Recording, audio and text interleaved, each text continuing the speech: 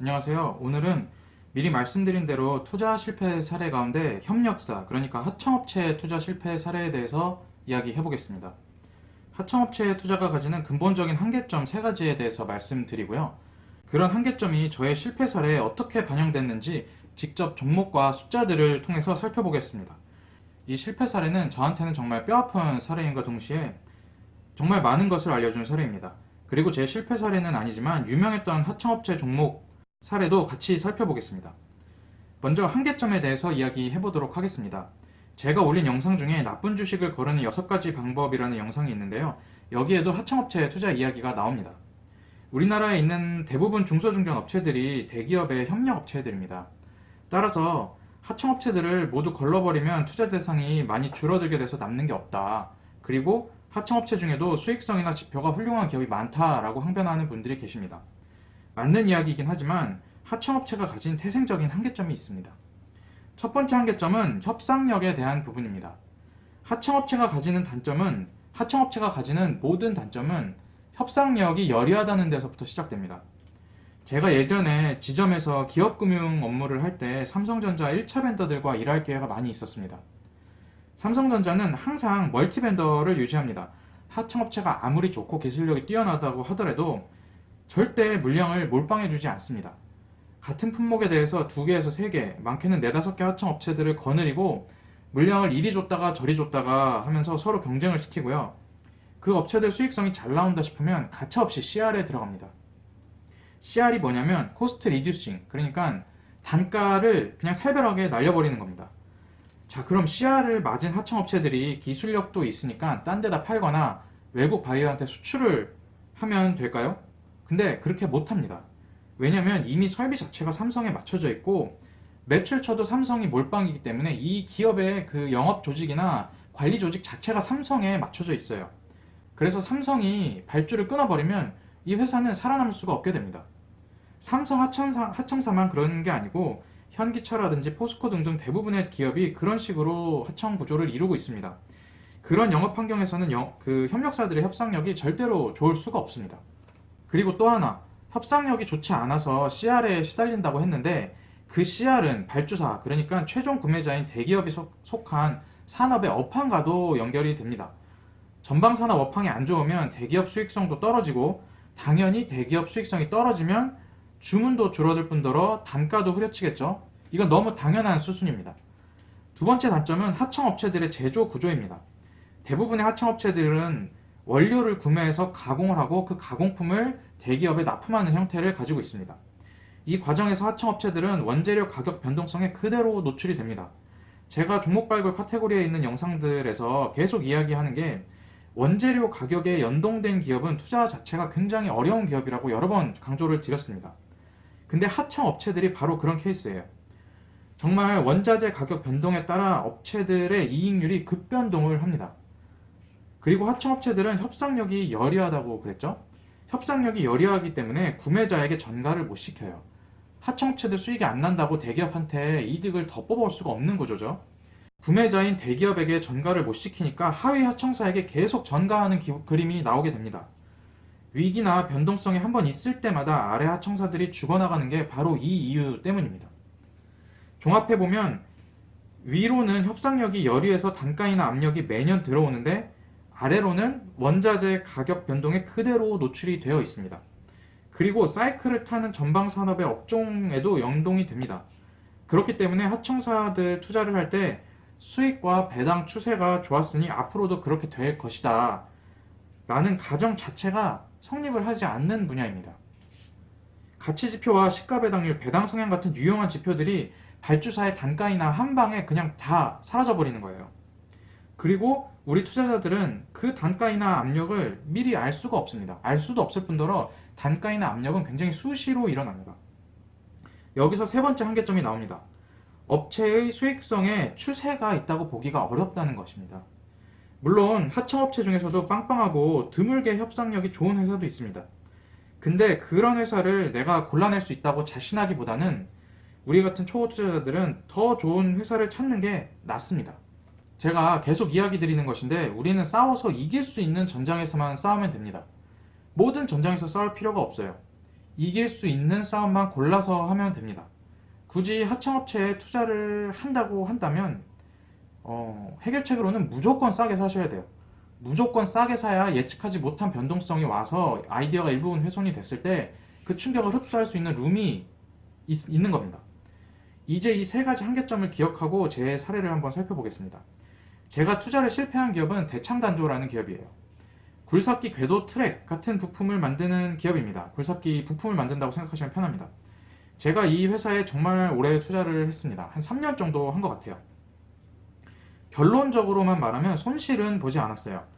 2018년에 대북 테마주가 아주 잠깐 떴을 때 그때 어부지리로 같이 살짝 뜨면서 연간으로 치면 한 2% 조금 아래 정도의 이익을 내는 정도로 투자를 마무리했어요. 이익이라고 볼 수도 없죠.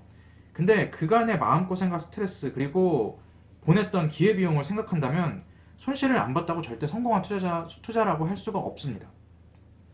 제가 이 회사를 처음 편입한 시기는 2015년 7월이에요. 51,470원에 첫 진입을 했습니다. 수익성이 약간 하락은 하고 있어도 지표 자체가 워낙 좋았고 배당도 괜찮게 하고 있었어요. 제가 지금 보여드리는 게 2014년도 말 기준 지표입니다. 그냥 보기엔 굉장히 훌륭하고 싸 보입니다. 회사 가동률도 아주 좋았고요. 재무제표도 괜찮았고 현금성 자산도 괜찮았습니다. 그리고 무엇보다 중국 쪽의 굴삭기 수요도 조금씩 꿈틀대고 있는 시점이었어요. 그래서 저는 향후 몇 년 이내에 굴삭기 수요만 살아나면 대창단조 이익도 터질 거라고 생각을 했습니다. 바로 이게 저의 큰 실수였는데요.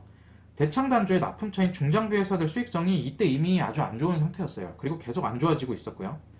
업황이 살아나면 중장비 회사들이 그 수익을 그대로 하청업체와 나눌 것이라고 저는 생각을 했는데 이게 굉장히 큰 오산이었습니다. 전혀 나누지 않았습니다. 이익을 최대한 자기들 회사로 흡수해버렸어요. 그리고 굴삭기 수요가 살아나도 굴삭기라는 게 엄청난 기술력이 필요로 해서 독점적으로 어떤 회사만 공급하는 시장이 아니기 때문에 무조건 매수자 우위인 시장입니다. 그렇기 때문에 두산인프라나 볼보 같은 애들이 일정 수준 이상 비싸게 팔 수가 없어요. 수요가 살아난다고 하더라도. 다들 경쟁을 하고 있고 매수자가 협상력이 있는 상태입니다. 사는 사람이 우위인 시장이에요. 그래서 정말 그때 저로서는 충격적인 경험이었는데 전방 산업이 풀려서 대창단조의 매출은 늘어나고 있는데 이익률이 깎이는 경험을 하게 됩니다. 정말 충격적이었어요. 2017년도를 보면 영업이익이 살아나고는 있습니다. 근데 저는 이 추세가 지속될 줄 알았어요. 그래서 그때 주가도 조금 반응을 해서 6만원 넘어서 7만원 근처까지도 올랐는데 팔지를 않았습니다. 근데 2017년도 하반기부터 영업이익률이 낮아지기 시작하더니 2018년도 되니까 이익의 하락 추세가 급해지기 시작했어요. 제 기대와는 전혀 달리 2018년도에 장사가 잘 됨에도 불구하고 납품 단가를 높여주기는커녕 단가가 오히려 낮아지게 됩니다. 아까 말씀드린 CR이 들어온 거죠. 이 그림을 하나 올려드렸는데요. 그대로 나옵니다, 여기서. 그리고 설상가상으로 이때 원재료 가격도 오르게 됩니다. 수익이 줄어드는 것은 어떻게 보면 당연한 수순입니다. 그래서 주가는 2017년도 하반기부터 쭉쭉 빠져갖고 2018년 1분기까지 쭉 내려오게 됩니다. 제가 틀렸다는 것을 이때 알게 됐어요. 아, 내가 지금 틀렸구나. 아이디어가 잘못됐구나. 이때 알았어요. 그래서 처분을 하려고 마음을 먹었습니다. 한 3년 동안의 기다림이었는데 참 마음이 어려운 시기였어요. 근데 이때 정말 운이라고밖에 표현을 할 수가 없는데 운이 좋게도 마침 그때 남북 화해 무드가 되면서 그냥 이놈 저놈 마구잡이로 오르는 장이 펼쳐졌어요. 이때 금속이나 뭐 아니면 철길 까는 뭐 비슷한 거라도 그냥 한번 얻어 걸리면 막 오르는 장이었거든요. 그때 어부지리로 올라서 다행히 바로 정리를 하게 됩니다. 손실은 나지 않았지만 정말 스트레스를 많이 받았고 힘든 투자였어요. 그렇지만 협상력의 열의에서 오는 압박감과 그 원자재 가격의 변동, 전방산업 리스크까지 한 방에 경험한 굉장히 좋은 사례였습니다.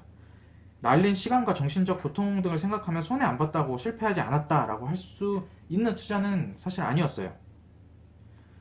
저는 이 투자 이후로 하청업체 투자는 하지 않고 있습니다. 투자라는 것이 아이디어가 실현되고 저평가 상태가 해소되는데 반드시 어느 정도의 시간이 필요합니다. 근데 하청업체 투자는 그 시간 동안 업체의 근간을 흔들어 버리는 굉장히 큰 변동성이 나타날 수가 있습니다. 그리고 그런 변동이 생길 가능성이 굉장히 높고요. 그래서 저는 저의 그 싸우는 전장으로 하청업체를 택하지 않습니다. 제가 다음에 보여드릴 사례는 한때 배당주로 유명했던 서원인텍입니다. 이건 제가 투자는 하지 않았지만 굉장히 관심 있게 본 기업이었어요. 이 회사는 정말 그 놀라운 수익성과 배당 성장을 보여주던 회사입니다. 거의 6% 정도의 시가 배당률도 보여줬고 매년 배당을 늘렸었죠. 이 회사가 삼성의 1차 벤더였고요. 핸드폰 관련 협력사였어요. 긴 설명 필요 없고 그 실적을 한번 지금 보여드리겠습니다.